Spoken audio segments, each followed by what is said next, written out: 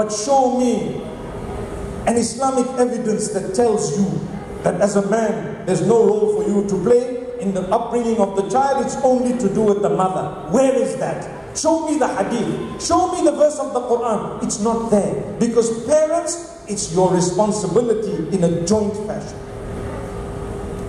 And one of the reasons that we are struggling, not only the divorce and the broken homes of people who want to have kids so quickly without realizing that it's my responsibility to this innocent child to make sure that if I wasn't 100% certain in my own way with my spouse, I shouldn't have brought that child. Number one. Number two is, if you have the children, learn to soften up towards your spouse. Because you know what? It's not about you. Don't be selfish. We have people who say, I want to divorce her, or I need a divorce. My husband is a bad man. How many kids do you have? 7. I'm fed up. 7 kids. 7 kids.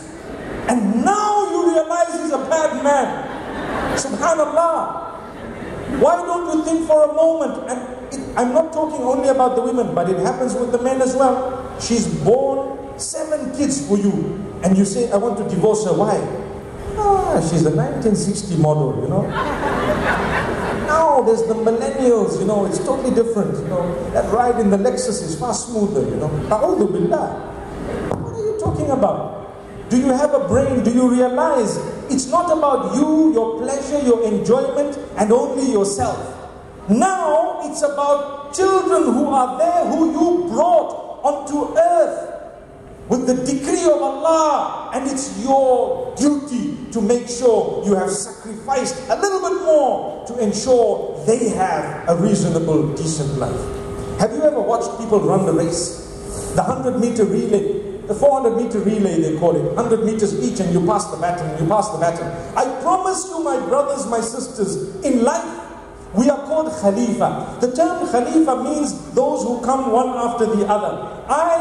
I'm supposed to have gotten a baton from my parents, and I'm supposed to hand it over to my children, and they're supposed to give it to their children. That baton has the torch of the deen, subhanallah. I'm supposed to hand it, and this is when I fulfill part of my duty unto Allah regarding why I'm on earth, subhanallah. So if I just say, I don't want this marriage anymore, what did I do to the baton? You're running the relay, halfway you look at, what was his name? Usain Bolt. You look at him and you say, it's okay, I'll leave the baton, I'm going away. Why? Are we going to lose anyway? He might run in a way that it will win. You may have children through whom Allah will grant you Jannah because of their dua, because of their goodness, because of the fact that you sacrificed, you wanted to see them succeed even though you didn't achieve what they had. And you couldn't have achieved it for whatever reason, maybe. But because you looked at the broader picture and you were not selfish, Allah subhanahu wa ta'ala will definitely let you taste the fruits of your sacrifice. If not in the dunya, then in the akhirah. And if you're fortunate, then in both. So if you are going to have children, remember, you need to sacrifice as parents. I was speaking about the point that the fathers also need to contribute in the marriage. The last time I was in Nigeria, in fact not just the last time, but some time back, I asked a few brothers, have you ever changed the nappy of your kid? Talking of marriage. Nappy? What nappy? Nappy? I'm not saying it's your job. But I challenge you, have you ever done it? If you haven't, your fatherhood skills are not complete. We're only talking of skills. I'm not saying it's your job. My sisters, I'm not encouraging you to say, did you hear the talk today? There's the nappy. This is something called wet wipes. This is something else. Go for it. And when he's done, you inspect it and say, 4 out of 10. Try again tomorrow morning. And then midnight you get him up. Forget about tomorrow morning. It's happened. Do it again. I'm not encouraging you to do that. No. Let's not abuse religion. Let's not abuse things. But what I am saying, let's be conscious of one another. let's love one another. Let's show that mawadda and rahmah. You know what that means? When you're married, Allah says, وَجَعَلَ بَيْنَكُمْ مَوَدَّةً وَرَحْمَةً. Allah has placed between you mawadda and rahmah. The love and the mercy. Mawadda is one of the highest levels of love. Allah didn't say hub. Allah says mawadda. Mawadda is a closeness and intimacy. That love that is filled with the highest level of affection, the care. And rahmah means mercy. That's the wife. That's the mother of my children. Subhanallah, there is a rahmah. I feel the mercy. Part of the rahmah, isn't it that when you see her struggling, you can say, don't worry, tonight I'm on guard. That's what I'm saying. It's rahmah. So some people say, how come I'm married? Allah promises us mawadda and rahmah. I feel neither mawadda nor rahmah. Can I tell you one of the diagnoses? Because perhaps we're involved in sin. That's why. One of the reasons. Perhaps we have unplugged from Allah. Sins generally are of two types. One is you're not doing what is compulsory, and two is you're doing what is prohibited. Two things. So my brothers, my sisters, we don't feel the love because we're involved with another woman. That's why. So now you come home, you don't see the mother of your children as the mother of your children anymore. You see her as, this lady is 5 kilos more than the other one. Wow, 5 kilos. She gave birth to one child. You are fortunate, subhanallah. I remember a man with a belly, big belly. You know the men after the age of a certain age, maybe 35, 40, sometimes more, sometimes less, they develop a belly, subhanallah. It's a mercy of Allah. So that the woman can say,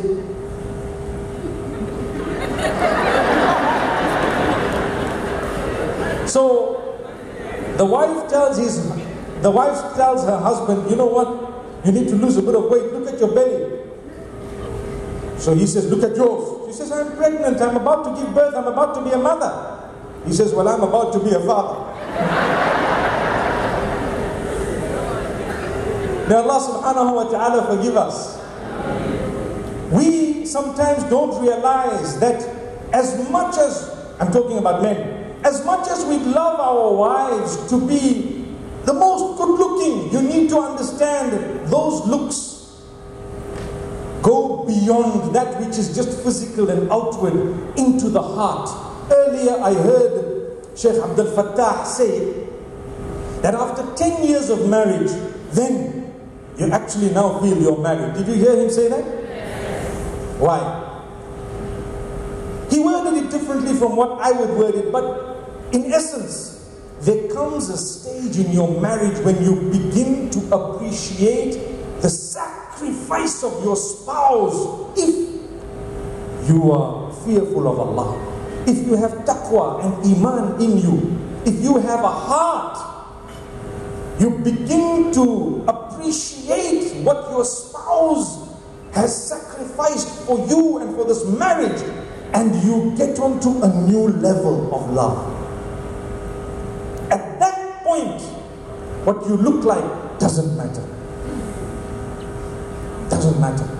It's your sacrifice. I love you. What have you done? You gave up your home. You gave up everything. You gave up your family. You gave up your area. You gave up sometimes your country. You traveled to a different continent. Can't I appreciate you as a spouse? Subhanallah. May Allah bless us. May Allah grant us goodness. My brothers and sisters, these children of ours are an amana from Allah. Just like your life is in the hands of Allah. Just like you wouldn't want your parents to think that they have the right to instruct you to do that which is against the command of Allah. You as a parent should understand the same about your child. The child is an amana. Do you know what the term amana means? Amana means it does not belong to you. Allah allows you to say, my son, my daughter, just for a short space of time. Could you have said that before the child was born? You couldn't, because you didn't have the child. Where was the child? With Allah somehow, somewhere. Alam al-arwah. where the arwah were. But you couldn't say, my son, my daughter. Why? They weren't yours at that stage. They were still with Allah. The minute they were born, or perhaps conceived, you say, my child. Once they're out in life, you say, my son, my daughter. Whose is that? Not yours. You are allowed to use the word my. At this juncture, yet it does not refer to ownership. Have you thought of that?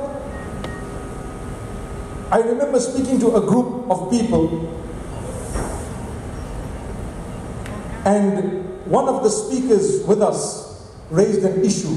After that, a question was asked. And the sister who asked the question got up and said, you know, my husband. So the guy gets up, the speaker says, hang on. You have 25% shares in this man. The other 75 you are granted as a gift to enjoy whilst it's not yet there. And I was like, gosh, did you have to say that right now? But I learned a lesson. He was trying to say, when you say my, it's not ownership. It's just a gift of Allah. For a while you can say it. But at some stage Allah may take that away from you. Allah may take your husband away from you. Allah may take your child away from you. Who gave Allah the right to take my son away at the age of 5? How can I even ask that question? It was Allah who gave me in the first place. And I want to tell you, those of you who have lost children, may Allah give you Jannah. Those children will be waiting for you, bi'idhnillah, to fight your case on the day of judgment. May Allah make it easy for us to earn Jannah al Firdaus. I promise you, my beloved brothers and sisters, if you think you have a problem, just go back to the life of Rasulullah sallallahu alaihi wasallam and read his life, and you will find that he didn't lose one child, he didn't lose 2 children, he lost all his children in his lifetime besides one. Who was that one? Fatima radiallahu anha. She passed away just a few months after him. Have you lost children? If the answer is yes, the best of creation has lost all his children in his lifetime. It's not a sign of the displeasure of Allah. It's not a sign that Allah didn't choose you for something good. No. It could be a sign of the love of Allah. I remember a brother who had several children, and he lost a few of them in a car crash, and he was so upset.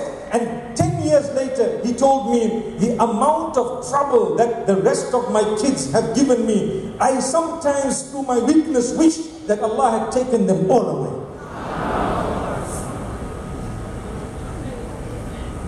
If I had told him that years before, he would have probably thought I was some Satan.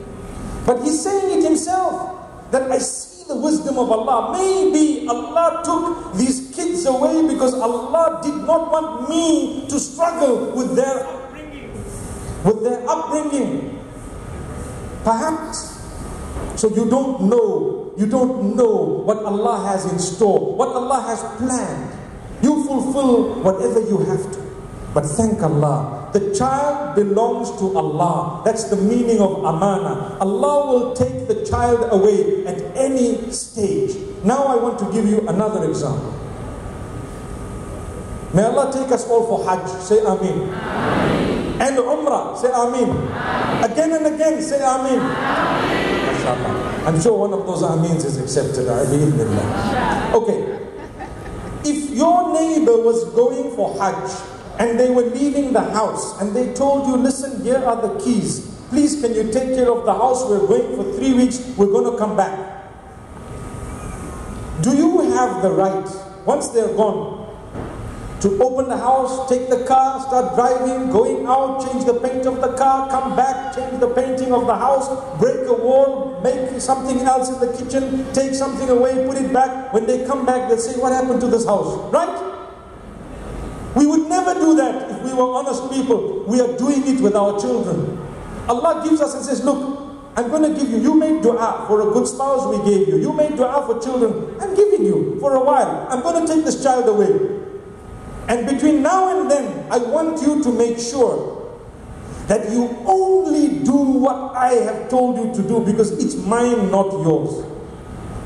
So from a young age, do not let that child sit with cartoons, with phones. Wallahi, I've had a question that was asked to me not long ago, saying, you know what, how can I seek the forgiveness of Allah? Because my 3-year-old was watching pornography on my phone. Why? How? I couldn't believe it, but now your 3-year-old knows more about your phone than mine, or than anyone else's, than anything else. Let me word it again. Your 3-year-old knows more about your phone than you. They will pick it up.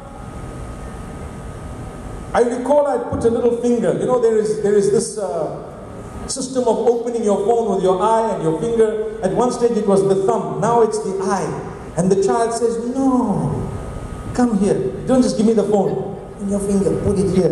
It's your finger that's going to work here. The children know the pattern on your phone, how to open, what not. Number one is for a child to access porn at that age, it means it was somewhere in the phone. Something was happening. You don't just click on a website, you don't know. But you have pressed either the history or a clip that's happening. Number one, promise Allah that you are going to delete all the clips from your phone that are immoral. Do we promise? What happened? Why are we reluctant? Do we promise Allah that we will delete all the clips from our phones that are immoral? It's still not good enough. So many of you are just silent, looking at me like, there's nothing immoral on my phone. Come on, get away. Don't lie. Don't lie. Do you promise Allah? We want children who are going to grow up with high values, and we are not prepared to promise Allah that we will have high values. Come on. Do you promise Allah you will delete every clip that is in your phone that is immoral? A little bit better. MashaAllah. May Allah make it easy for us. Be strong. Be hard on yourself so that you don't need to be hard on your children. Many of us are so hard on our children. Wallahi, I receive emails telling me that, you know what, I caught my father doing this, doing that, watching porn with a girlfriend, with this, that. I've read some of it. What do I do? I'm broken. I don't know whether to bash his face or what to do. Allahu Akbar. Your father. Allah has blessed you, my beloved parents, with an automatic respect from those children. It's we who spoil it. Automatic. Like what I said, when you get married, if your heart is pure and your connection with Allah is good, wallahi, you have to feel the mawadda and rahmah, because Allah promised that in the Quran. But if you don't feel the mawadda and the rahmah, the love and the mercy, there's something wrong with your connection with Allah. The same applies. Your children, Allah made them mimic you automatically. You wear hijab, 2-year-old, 1-year-old wants to wear the hijab. You read salah, my beloved brother, 1-year-old, your son will fight to come to sujood next to you while you are reading salah. It's automatic. Who told the child? Nobody. That's why if you look at the hadith of salah, the Prophet ﷺ says, Muru awladakum bis salah wa hum abna sab'i sinin. Instruct your children to read salah when they are 7 years old. Wow. When I looked at the hadith, one of my teachers told us that means don't instruct them before that. And I was like, what? How can I not instruct my child when he's 4 or 5? I said, come, let's read salah. You know what? I was taught that the child should do it just by you leading by example before the age of 7. Before the age of 7, the child shouldn't be instructed, but rather should want to do it without instruction. Because they've watched you. Sisters, mashallah, we are dressed so beautifully in lovely hijab. I always give an example to others in the Western world and even in Muslim countries. I tell them, when I go to Nigeria, come with me, see the hijab there. Subhanallah. May Allah bless you. Don't give up your Islamic identity. We give examples of you by the will of Allah. I love to speak highly of these countries in West Africa because I've seen with my eyes what I've never witnessed even in Muslim countries. Thank Allah. Alhamdulillah. Don't give up your Islamic identity. We have it, and we are doing it willingly, under tremendous pressure to give it up, but no one is forcing us to remove it. Thank Allah. There are places where they want it, but they are being forced otherwise. So I tell you, my beloved brothers, my sisters, when this child is before the age of 7, ideally, taking from the hadith of Salah, you are supposed to encourage the child not by way of instruction, but by other means. Primarily, them learning by example. Who led them by that example? You. You were leading by example. Time for Salah, you speak of Salah. You have the adhan. You have, for example, Iqama. You have a special place in your house where Salah is fulfilled. You have the burqa and various other clothings that are worn, or perhaps Quran, something else that you sit and read. The children will follow automatically. I was saying, sisters with hijab, mashallah, those of you who have children, am I not right when I say that your 2-year-old will want to dress like you? Subhanallah. Who told the child? Even you didn't.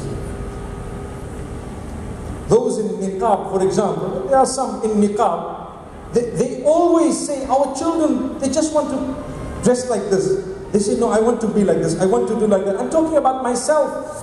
SubhanAllah, my little boys, when they were little, they wanted to dress exactly like this. And one day I delivered a lecture in Cape Town. And my son gets up after that, when everyone was going, he says, hey, now it's my turn, sit down. And he wanted to talk. Why? It made me cry. That is Allah. It's a gift from Allah. Allah is just trying to tell you, look, we will do our part, but you better do your part. Now that you see this is happening, just take it and help it grow. Subhanallah. You help it grow. The problem with us, we don't help it grow. What do? We extinguish it, because we come home and then they see us swearing. When you swear, they will swear. Something interesting, I once attended a course on marriage and I was asked to speak. And you know what? In the interaction, I learned something amazing. I want to share it with you. They say when you're looking for a spouse, enter the home and talk to the parents and see what's happening and look at how the parents are getting along, because if those parents swear each other, the child will know no better. Obviously there are exceptions, always. But you know, if this child grew up with F's and B's, don't expect F and B to stand for Facebook. No. Those are bad words. Have you not noticed our young boys and girls today? I was in the lobby of this beautiful hotel and I heard some people, I'd like to guess that they were perhaps not Muslim, because if they were Muslim, let me say, at least if they saw us, they would have felt, hey, I better not say this. They were using the worst, most vulgar words just to greet each other, just to talk to each other. Just to greet each other. You must be wondering, but how? I'm not going to repeat it here. For what? Why has it become norm? You want to greet someone, you've got to swear with the M word and say, yo, what's up? Come on, how? You cannot do that. How can you call someone with such a dirty name? That's immoral. So what I'm saying is, for our children, they watch. And they're watching such that Allah has made it that they will look up to you and follow. That's a gift of Allah. So use it, don't abuse it. Make sure you use it. You come home, you look at your wife. You kiss her in the presence of your kids. Can it happen? Nigerian men will say, what? What did you just say? My kids watching. I'm not talking of a long romantic kiss that should happen perhaps behind closed doors. I'm talking of a peck perhaps, a word of love perhaps, a hug perhaps, so that they know how to treat their spouses the day they have spouses. That's what it is. I'd love my kids to know. Sometimes they look and they actually look away and they're like shy, but I wanted you to see it, that's why I did it. You need to know what goes on here, because if not, you're not going to know. when you have matters and issues that need discussion because there's disagreement, do it behind closed doors. That's a gift you can bless your children with. Behind closed doors, do not let your children into your problems. They are not counselors. They are not people. They actually need the good side, not the bad side. They are young, let them grow. They don't need to hear everything. Sometimes we want kids to take sides, especially when divorce happens. And we have to talk about this because divorce is huge in terms of ratio. I'd like to think we've crossed the 50% mark. Generally, more than 50% of those who get married divorce. So we have to talk about it. When you divorce, there is a whole new door of ibadah that opens that was not open before, and that is the rights of the divorced parent and the children and the families. The door wasn't there before. You know, they say nikah opens a door of ibadah. Well, talaq opens another door of ibadah. What is it?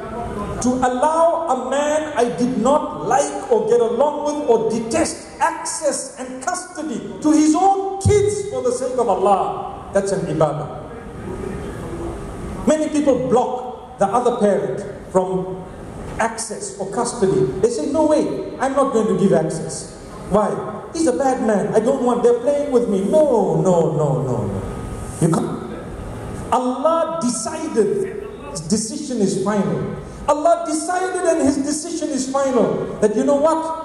That is the father. Come what may, that's the father. And you don't ever spoil the upbringing of the child by brainwashing the child against the other parent. And you don't ever think that another parent or the other parent is brainwashing the child just because the child doesn't want to relate to you.